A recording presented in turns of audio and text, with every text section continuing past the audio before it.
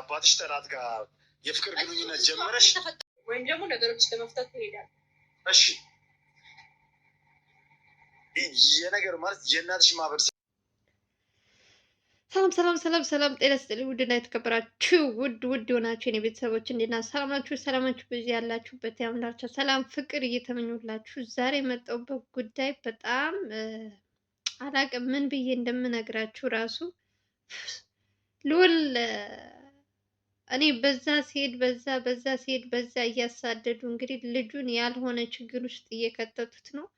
ዛሬ ደግሞ ከዛ ሁሉ ጭንቀት ከዛ ሁሉ እንትን ወጥቶ ቤቱ ሲቀመጥ ቤቱ ድረስ ኤልሳ የተባለች ወንበዴ እንግዲህ አላቅም።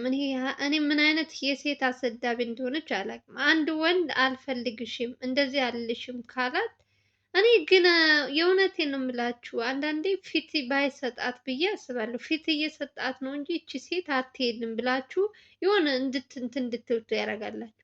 አንደኛ ነገር ኤልሳ አይታችኋት ከሆነ ከአንዴም 3-4 ልውል አይንሽን ማየት አልፈልግም፣ ከእህቴ ራቂ፣ የሁለተኛ እህቴ ጋር ብታወሪ ራሱ አሳስርሻለሁ ብሎ በራሱ ከእናቱ አባቷ በተቀመጠበት ዛሬ ማንም ሰው እንትን ሳይል የልዑልን ቤት ኦልሬዲ ታውቀዋለች። ከዚህ በፊትም በአባቷ ምክንያት ሁለታቸው እንትን ሊሉ ካስታወሳችሁ ከአንድ ወር ሊሆነ መሰለኝ በአባቷ ስም ቤት ገዝቶ ሰፕራይዝ አድርግልኝ ምናምን ብሎት ነበረ አቶ ተፈሪ ማለት ነው።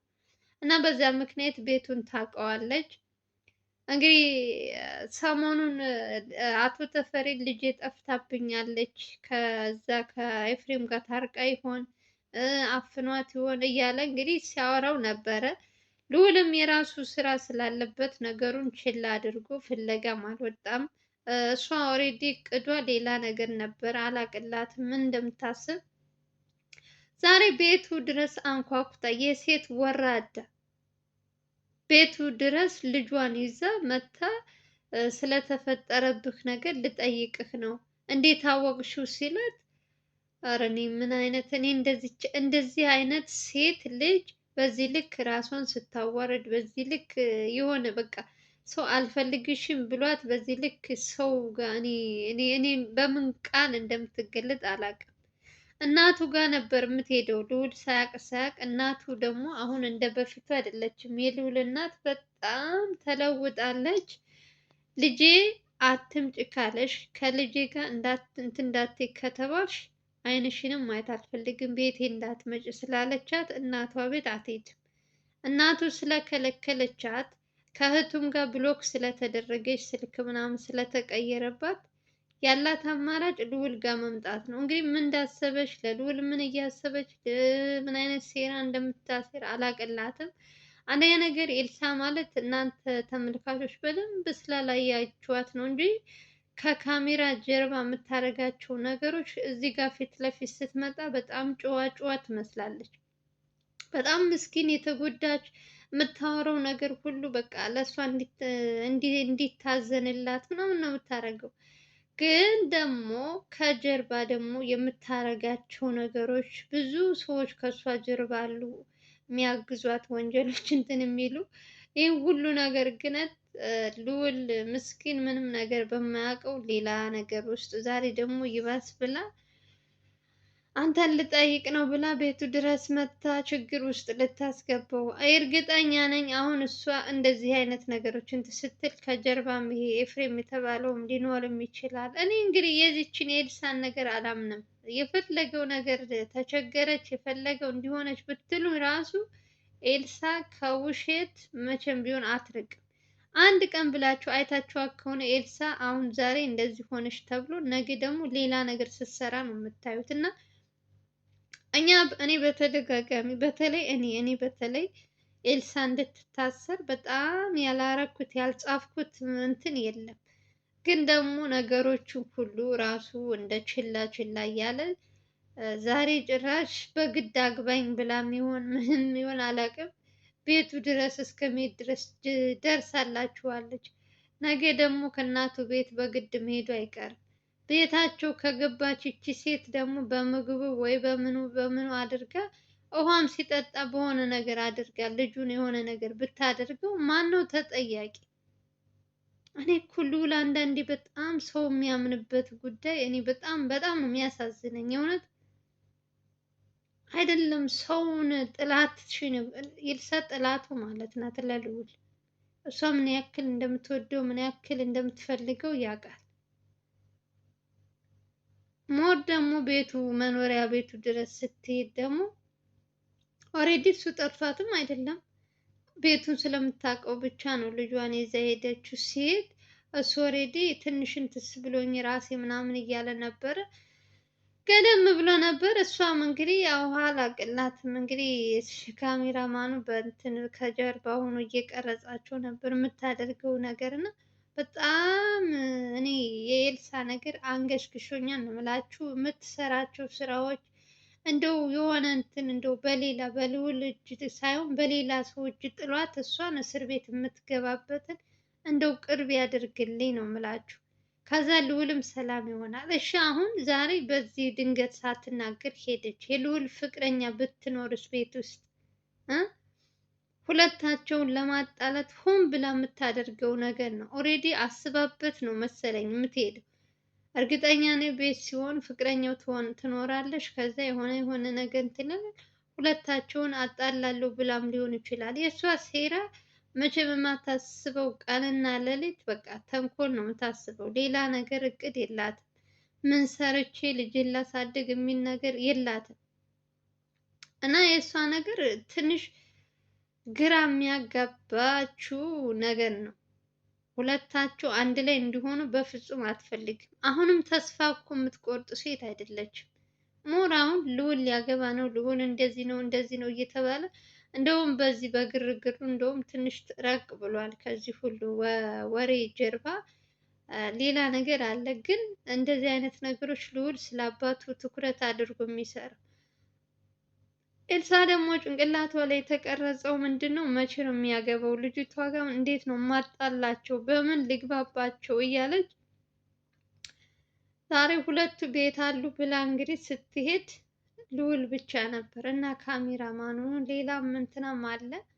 ያው ጓደኞቹ ከጀርባ ያሉት ሁልጊዜም አይጠፉም ከሱ። ብቻ ደስ አላለኝም። እኔ በሆነ ነገር እንዳትመርዛቸው ነው የምፈራላቸው። ቤታቸው ውስጥ መሄድ የለባትም። ብዙ ነገር አለ። ውሃ ውስጥ የሆነ ነገር ብታረግ ወይ ምግባቸው ላይ ወይ የሆነ የሰይጣን ጆሮ ይደፈን። ብዙ ነገር አለ እና ኤልሳን ማመን ራሱ የለበትም። ኤልሳ የፈለገው ነገር ብትሰጠው ራሱ መጠጣት የለበትም። ልጅቷ እያሰበች ያለችው ሴራ ሌላ ነው። ልዑል ደግሞ የዋህነቱ ልትጠይቀው ወይ የሆነ እንትን ለሱ ያዘነች ምናምን ይመስለዋል። ግን ደግሞ ከዚህ ጀርባ ደግሞ ያለው ታሪክ ደግሞ ጠለቅ ያለ ችግር ነው እና ስለ ኤልሳ ካወራው እኔ አላቅም።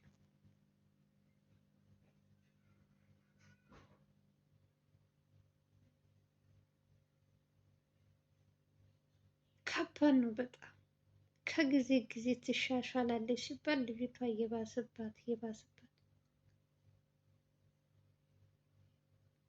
ኧረ በስመ አብ!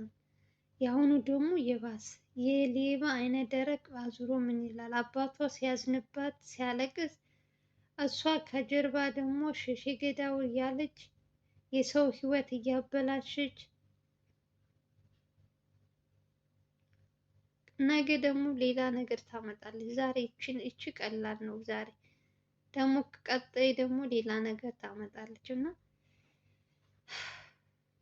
ይሄ ሁሉም የፍሬምም ሊሆን ይችላል። ይሄ ሁሉ ሴራ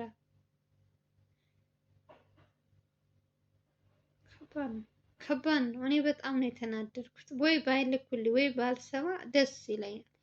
ግን ደግሞ ስሰማ ደግሞ በጣም ነው የሚያናድዱኝ የእውነት።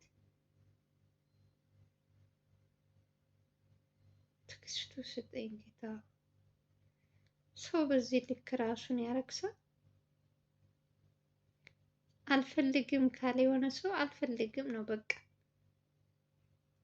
በግድ እንትን በላይ በግድ አግባይ በግድ እንደዚህ ያ ምን አይነት ሴት አሰዳቢ እንደሆነች። ልጇን እንኳን በስነ ስርዓት ቁጭ ብላ እንኳን ማሳደግ የማትችል ሴት አንዴዚያ እያለች ገና አመት ያልሞላው ልጅ እንዴት ቢፈርድበት እንደሆነ አላውቅም። ልጁ አሳዘነኝ፣ እውነት ህፃኑ አሳዘነኝ ከሷ በመወለዱ እና ከዛ ጭራቅ ኤፍሬም ከተባለው ሁለት ወንበዴ ገንዘብ የሚያሳድዱ ሰዎች፣ ክብር የሌላቸው ሰዎች አያችሁ። እነሱ በሚያጠፉት እነሱ እንትን ባሉት ህፃኑ መጎዳቱ ትንሽ ያሳዝናል። ልዑል ራሱ እንግዲህ ራሱ ያውቃል። እኛ እንነግረዋለን ከኤልሳ መራቅ አለብህ፣ ከኤልሳ እንደዚህ ማድረግ አለብህ። እሱም ኦልሬዲ ከእሷ ጋር አልገናኝም ምንም ነገር ቢመጣ ብሎ ለእናንተም ለተመልካች ቃል ገብተዋል። ግን ደግሞ አሁን ዛሬ በእሷ አትፈርዱም። ቤቱ ድረስ አንኳኩቶ ሰው ሲሄድ ምን ትላላችሁ? ቅሌትና ወራዳ የእሷ ናት እንጂ እሱ ምን ማድረግ ይችላል? መቼም በቤቱ እንትና ይመጣል እንትና አይመጣም ብሎ ቤቱን አይቆልም። በጣም ግራ ነው የሚያጋባችሁ። እኔ እንደውም በጣም ፈርቼ ነበር። ምክንያቱም ይቺ ሴት የሆነ ነገር አስባ ሊሆን ይችላል።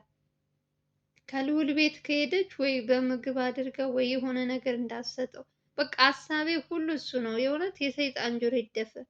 እንደዛ አይነት ነገር እንዳታረግ ነው የማስበው።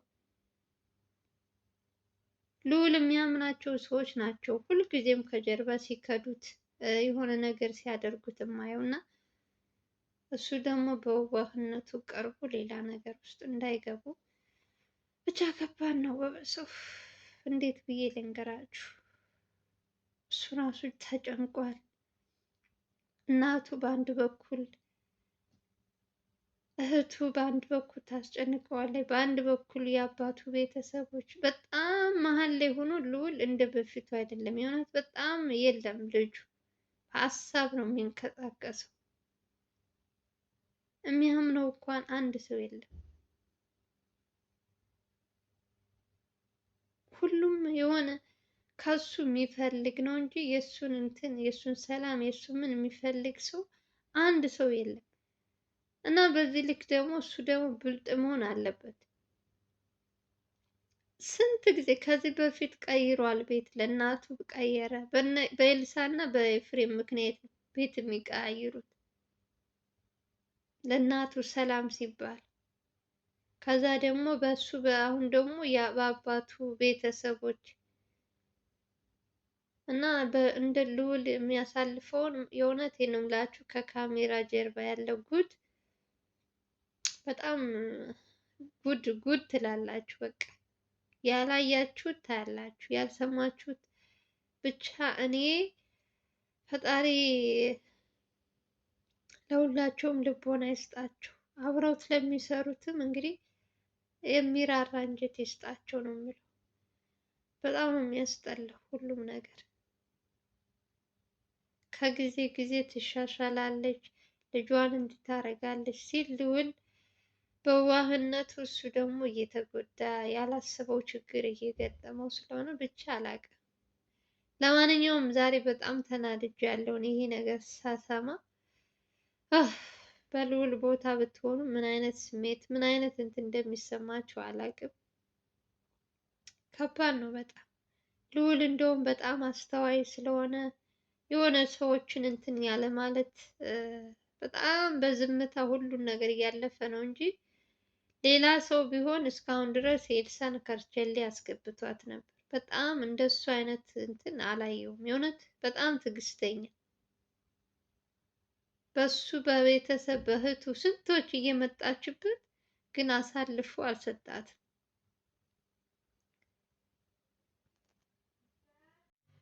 እና እንግዲህ የኤልሳን ጉድ ይሄ ነው ዛሬ። እንግዲህ ጉድ የእሷ ጉድ አያልቅም። በየጊዜው መቼም እኛ ማውራት ስለ ኤልሳ እኮ እኔ እኮ ተደጋግሜ የእሷ ታሪክ ማውራት አልፈልግም፣ ግን ደግሞ ለልዑል ለደህንነቱ ሲባል ጥንቃቄ ማድረግ ስላለበት በተለይ ምግቡ ላይ የሆነ ቤቱ ስትገባ በደንብ መጠንቀቅ አለበት። አሁን እኔ አላምናትም፣ እግዚአብሔር ይቅር ይበለኝ፣ ምንም አላምናትም። የሆነ ነገር ታደርጋለች ብዬ ነው የማስበው። በቅናት በእንትን ነገር ስላለባት በቃ ችግሯ ከእሱ የሆነ እንትን አለባት ብቻ አላውቅም። ለማንኛውም ጋይዝ እንግዲህ ከካሜራ እንትን ያለ ነገር ነው ብቻ ጉድ ነው። እስኪ እስኪ በትንሹ አሳያችኋለሁ። ለማንኛውም ሰላማችሁ ይብዛልኝ። እንግዲህ ይሄ ነው ቪዲዮ። ሌላ ቪዲዮ እንገናኛለን። አገራችን ሰላም ፍቅር ያምጣል። ያንን ቪዲዮ ላይክ እና ሼር ለምታደርጉልኝ እህቶች ከልብ ነው የማመሰግናችሁ። በጣም በጣም ክበሩልኝ። ባላችሁበት ሰላማችሁ ይብዛልኝ። ባይ